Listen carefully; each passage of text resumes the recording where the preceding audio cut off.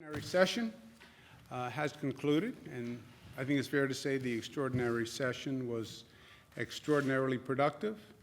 I want to congratulate Speaker Heastie, who did a great job, in my opinion, and his entire conference. Also, Senator Flanagan and his conference, and Senator Klein and his conference. This day-and-a-half session handled some very difficult issues, contentious issues that have proved problematic in the past. And it was comprehensive in a way that covered almost the entire state when you look at all the initiatives that were passed. I also would like to thank my team, our Madam Secretary, Melissa DeRosa, who is her first extraordinary session that she went through, and I want to thank her.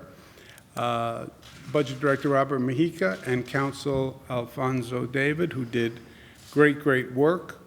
The extraordinary sessions are difficult because they're very intense and they're very compressed, but we got a phenomenal amount done very quickly. You know the items that were actually in the bill. We did a Lake Ontario package to help businesses, homeowners, and local governments. That is very important. I have been up there several times, and that situation is difficult and long-term. It's not like a flood where it's several days and it's gone. This has been weeks and weeks and weeks. We also have money in the budget to purchase what are called portable dams. They're these large dams that get filled with water and actually stop the water from coming onto property and roads, et cetera. So that was a very good piece of legislation, in my opinion. Disability benefits for NYPD and FYDNY officers in New York City, also emergency workers. We have a stabilization package for Vernon Downs. Vernon Downs was threatening to close. That would be 300 jobs in a part of the state that we can't afford to lose 300 jobs. And that allocates a sum of money, and the Gaming Commission has the ability to work with that owner to see if they can come to an agreement to keep it open on terms that work for the state as well as for the owner. We have the Adirondack and Catskill Land Bank, which is very important. We have naming of the Tappan Zee Bridge, Riverbank State Park for Assemblyman Herman Denny Farrell, who was one of the lions of the Assembly for many years.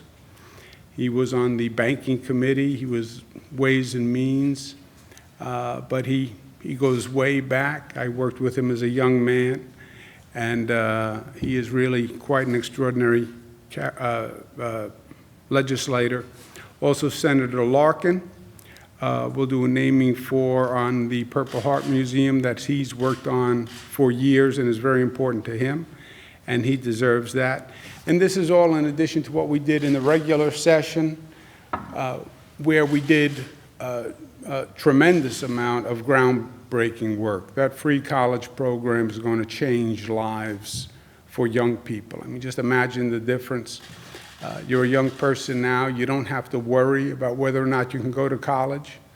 Doesn't matter if mom has a job or dad has a job, or if you're rich, you're going to be able to go to college. That will be transformative for young people.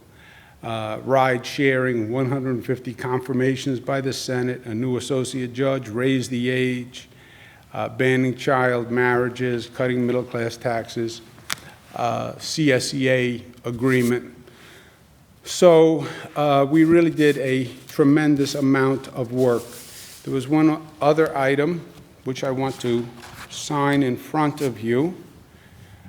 So Ms. Emma Wolf and Mr. Dean Foulahan will be allowed to return to New York City, which is the New York City Mayoral Control Bill.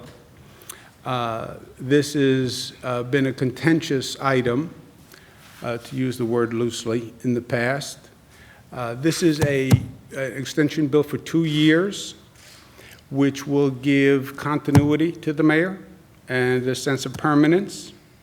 And we will not go through this exercise next year, as pleasant as it was and joyful.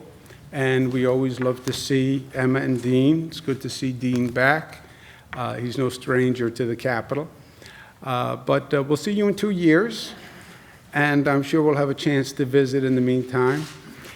This was a very important bill. You're talking about 1 million children, and we're talking about education, management of the largest education system in the state. I don't think anyone would disagree, but that the best option for New York City is mayoral control. A lot of controversy, a lot of discussion, but at the end of the day, this is the best way to provide education to our children in New York City. And we all talk multiple times a day about how important education is. It was critically important to extend mayoral control. And to extend it for 2 years is a job well done by the legislature. So I am going to sign that bill.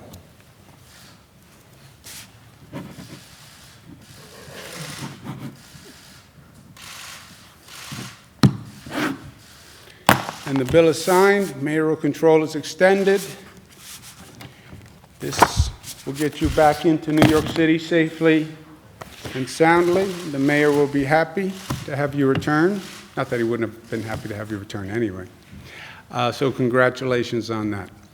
Any questions, comments? Governor, I know you had an announcement on the MTA this morning. I know in these final weeks, you're talking about a couple of bills in favor, or at least one in favor, regarding where she's on board. Were you disappointed that didn't get in, and you feel as though that still needs to be addressed at some point? We did not get a chance, Zach, to have a serious conversation about an MTA funding plan.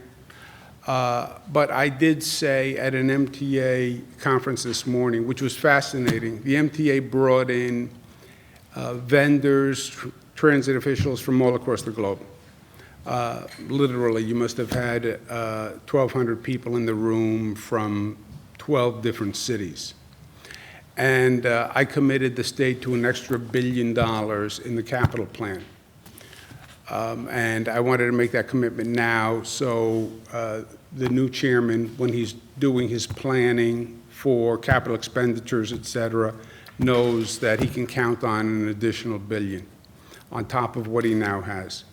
It won't become a question of expenditure. He won't be able to spend $9 billion in the next few months, but from a planning point of view, he knows he has that there, and then I'll get that done in the budget.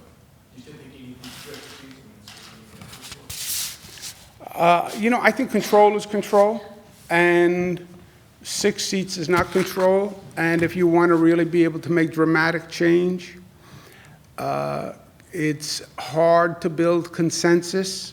You have multiple counties with multiple issues. Some counties, frankly, care about the Long Island Railroad because that's what works for them. Some care about Metro North because that's what works for them. New York City is concerned with the New York City subway system, bus system, et cetera. So it's hard to get consensus. And I want to give Joe Lhota a free head, if you will, and make some real changes. But right now, you have to make sure you have a consensus on that board. And consensus is a problem. The mayor's budget director here last week, he said that you want to see the city pony up more money toward the MTA. You're saying you want to do $1 billion. A, do you think the city should make that same type of commitment for the capital plan? And B, there have been a couple of proposals out there in the last couple of days. Mike Gianaris wants to raise taxes on the wealthy in the city hotels temporarily to raise $6 to $7 billion for the MTA. Others say you should use the $5 billion in legal settlement money towards the MTA. Well, and when they said we should use the $5 billion in legal settlement money, what did you say as an informed Albany insider? I'll ask them. You said that money's committed already, right? Well, you could recommit it, is what they're saying. They know it's committed. They said you Oh, could take it recommit back from what we've committed it to? It hasn't been spent yet. No, but do we have anything left that's not committed? No, it's all committed to projects. So you're not going to redirect. What about the GNR's plan? Well, redirect is take back, right? I don't think there's been a time that we have done that. Committed funds to one project and then recommitted them. That was a non-starter for the legislature. So I think the legislature, as you know, is going to be very hard-pressed to come up with a new tax, especially on the Senate side. And that's why I think we're going to have to do the best we can with the existing resources. And what I said this morning is the local governments have all heard my position, which is I think they should put in more money. I don't think we're going to get a tax. Well, let me take a step back. There's two options. We need more revenue. Okay, where do we get it from? Well, we should pass a new tax. And everybody has an idea for a new tax. New York Times has got their own little idea on a new tax, and this one has an idea, and this one has an idea, and this one has an idea. Yeah, problem, the legislature doesn't want to pass the taxes. Okay, Plan B. Plan B is local governments contribute more. And that's what I've been talking about. That's what I talked about this morning. And I said we'll lead by example, and that's our billion-dollar commitment. Governor, you in the past have resisted the idea of congestion pricing. Is that something to look at anew given the current situation? Well, in the past, everybody's resisted congestion pricing, right? It's a nice idea, but it's been talked about for years, and it was very controversial and didn't go anywhere. And I don't see any change in the political appetite.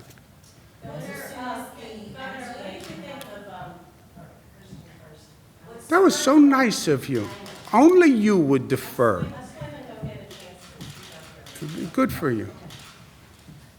What's the earliest that the MTA could receive and begin spending the $1 billion? Well, I told them they can plan on it now. They have $8 billion now. They're not going to spend, it's a 5-year plan, they're not going to spend $8 billion between now and January. And then we'll have the additional $1 billion in the January budget, but I told them for planning purposes, you can count on it.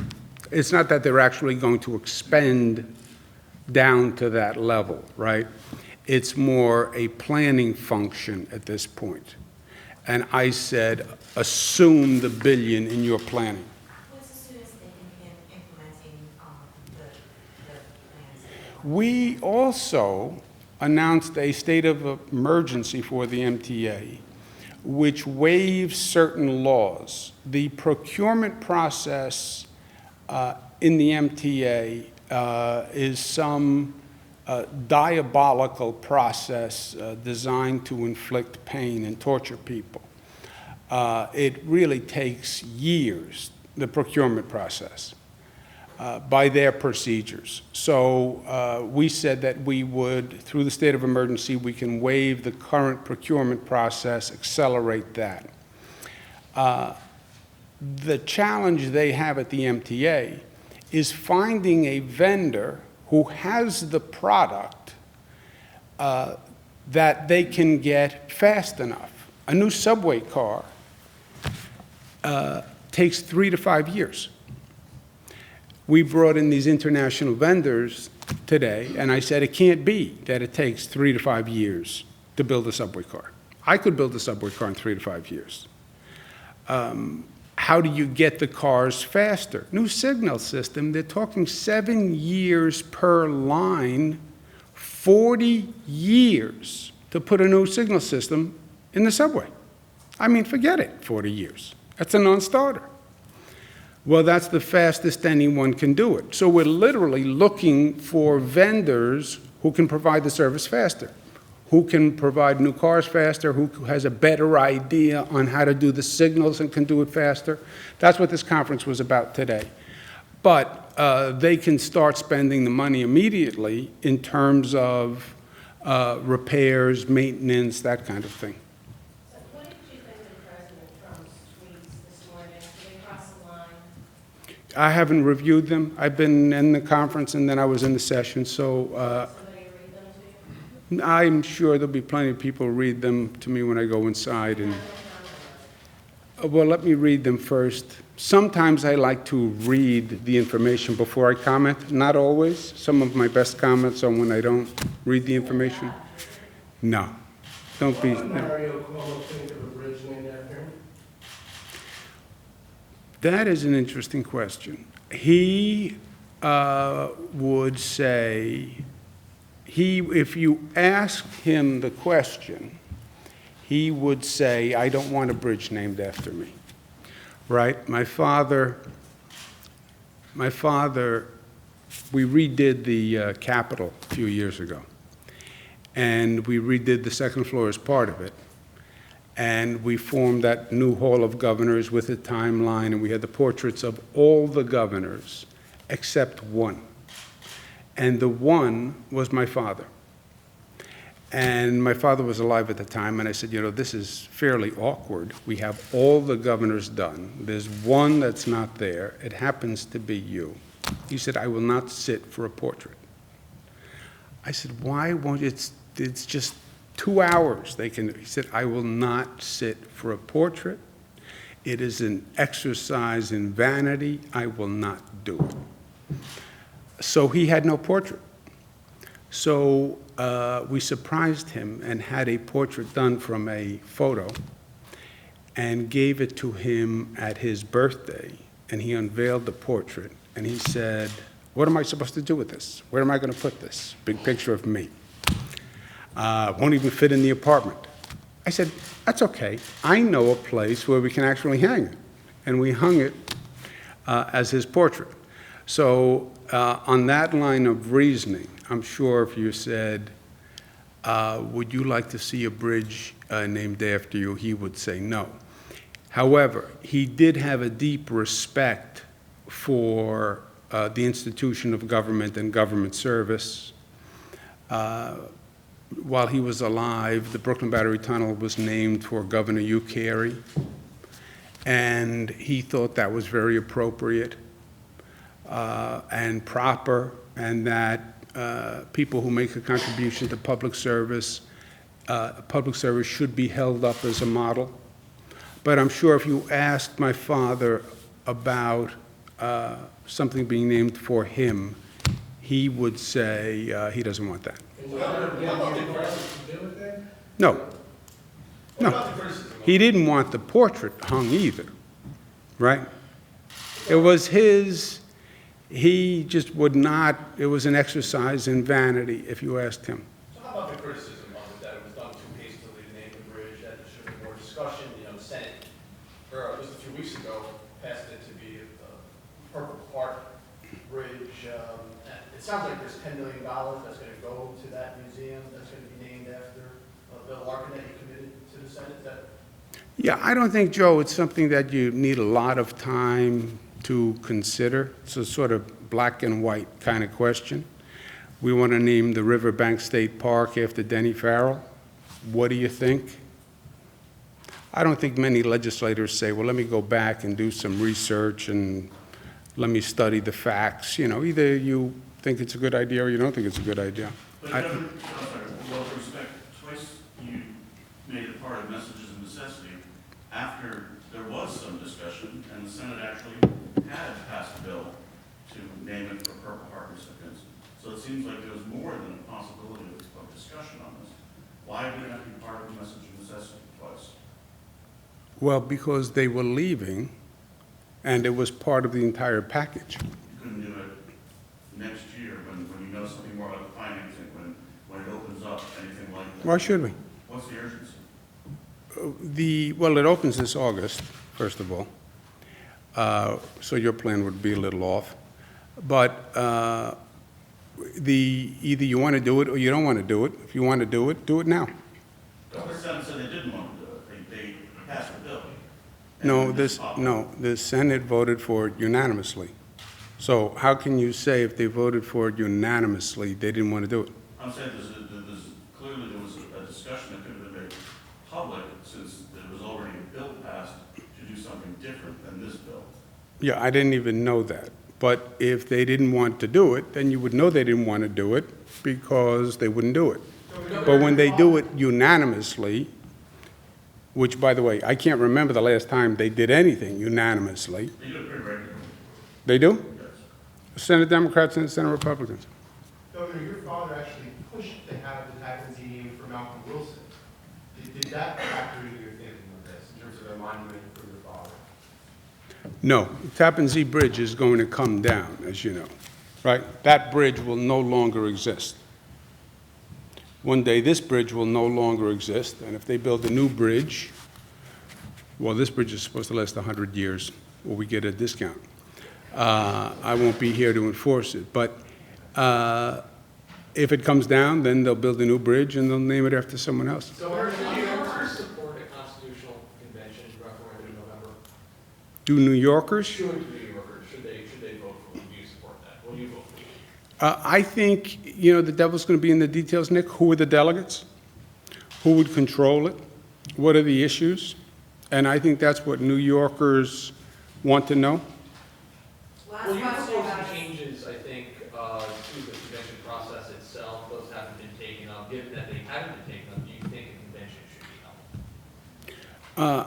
If the convention is going to be run by the people who currently run the government, then I would say the purpose of the convention is basically defeated.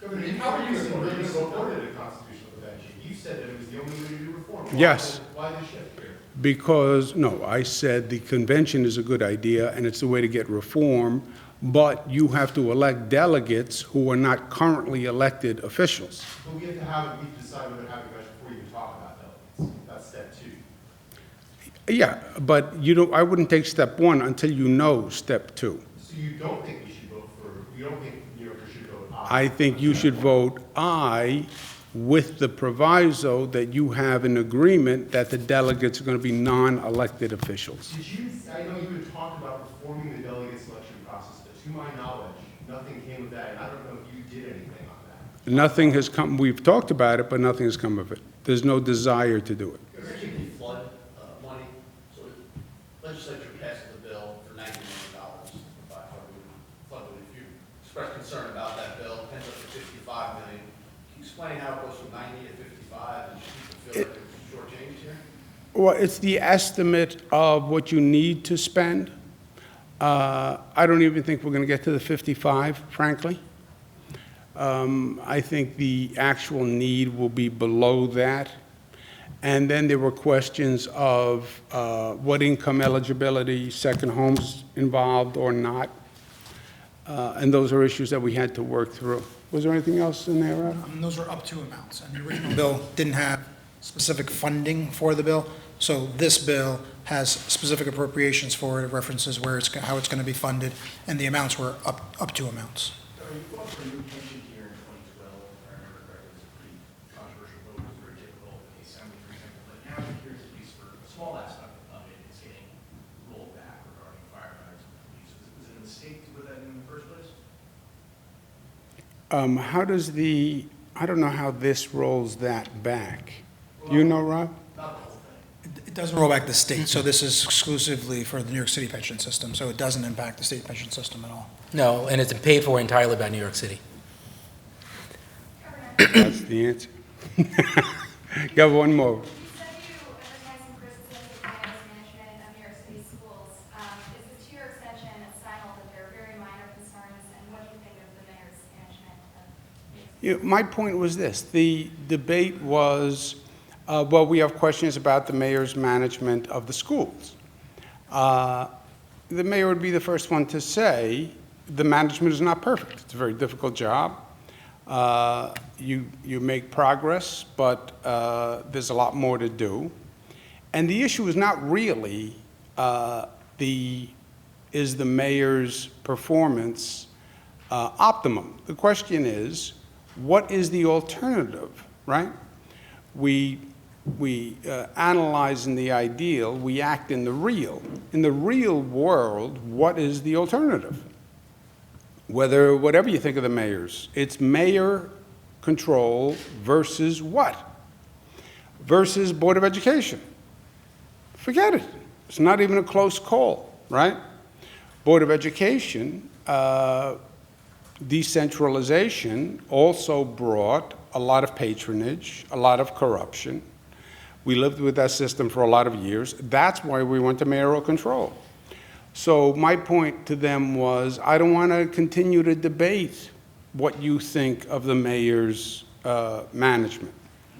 The relevant debate is the mayor's management versus the alternative, and the alternative is the Board of Education, and there's no discussion. That's an open and shut case.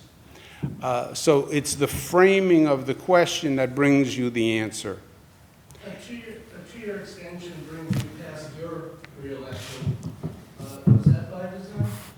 That you wouldn't have to deal with this issue next year during your election?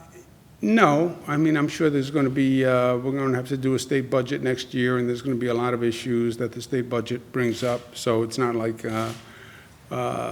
we're not going to have thorny and difficult issues to deal with between now and the election. This is one less issue that we have to deal with, and I think it gives the mayor a sense of continuity and permanence, that he doesn't have to worry every year about figuring out whether or not it's going to continue. Is there going to be a Board of Education? Now he can focus on just running the schools, as opposed to running the schools with one eye and then with the other eye worrying about the renewal. Critical of the fact that you didn't have a concrete deal in place when you called them back yesterday. They sat around for hours and hours and hours with nothing to do. Can you explain your thought process? That is not a fact, right? When we came back yesterday, we had an agreement. What happened is the houses didn't want to execute that agreement. But we had an agreement. The agreement was for mayoral control, the three-quarter disabilities for the New York City pension system that we discussed, and that was it. The point in coming back was come back and renew mayoral control, which was the only really timely issue. And that was the agreement. Come back and do mayoral control and what we call the three-quarters bill. That was the agreement. When we got back, the Assembly was fine with that. My understanding is when the Senate went to conference, the Senate said, well, we also want to do the sales tax extenders. And by the way, it's not just the sales tax extenders. We also want to do something for Vernon Downs. We also want to do something for the Adirondack Bank. We also want to think Land Bank. So that's what we were trying to avoid by focusing on just mayoral control. Once you start to expand the wish list, it gets much, much harder to get an agreement. So my point coming up was the exact opposite. I said, let's just keep it very tight. What do we have to do now? We have to do mayoral control. In truth, we didn't have to do the sales tax extenders now. They don't expire until later in the year. 900 things are going to happen between now and the time they expire. The federal government may pass a health care bill. You don't know the impact on Medicaid. You don't even know the impact on sales tax. So waiting to do the sales tax extender, I was 100% fine with that because you'd actually have some facts. And that was the agreement.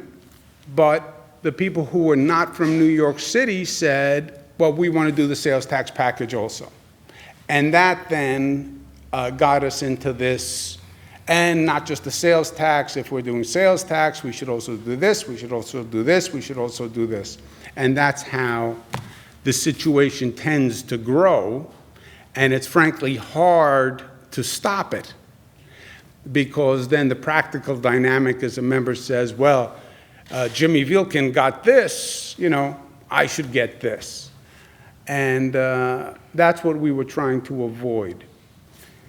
But the Senate didn't want to do just a quote-unquote New York City package. And that's when the sales tax extender came and the PIT came and the other items came in, and we made more of a global resolution. which turned out, frankly, better. It turned out better. There was an intermediate risk that we wind up with no agreement once it gets that complicated, but it actually turned out better. Simpler was what we had initially agreed to. Mayoral control for 1 year and 3/4. And Trying to tie the so-called the FASO Commons tax to passage of the extensions of the sales taxes. There was talk within the halls that that was something you would like to have done. I did not, but if we had come back later, Ken, you know, you have to see what happens with the health care bill. But if Faso Collins does pass, then you have one of two choices. You either savage the health care system as we know it, right? Because it would decimate Medicaid, or you have to charge back to the counties that amount that Faso Collins excused, right? Faso Collins is a shell game. Faso Collins says, Columbia County now pays X. They're going to wave their wand with Faso Collins, and Columbia no longer has to pay X. When you add up the X from all the different counties, it's over $2 billion. Okay, where does the state now get the $2 billion? Well, we could then cut Medicaid $2 billion, which would devastate the healthcare industry. Or we'd have to say to the counties, you have to make up that payment that Faso Collins passed to the state, but we now have to pass back to the county. How would you do that? Sales tax was initially passed coincident with the counties assuming Medicaid. That's where the sales tax came from. Medicaid was passed to the counties. The counties were given a portion of the sales tax. So it was one of the ways that it could have been done. But let me just say this in closing. It was not the session we had premeditated when we came up. As I said, it was just going to be about mayoral control. It turned out to be more expansive and actually did more good things for the state. That Lake Ontario package is great. The Vernon Downs package is great. So it was a lot of good work done in a very short period of time. And it took what was one of the most productive sessions we've ever had, and I think it was a beautiful capstone on it. So again, I thank our colleagues in the legislature. I thank our team. I thank our friends from New York City for their hard work. I know they'd like to stay indefinitely, but unfortunately you must return from whence you came. But it was a pleasure having you. Thank you guys, and have a good few weeks.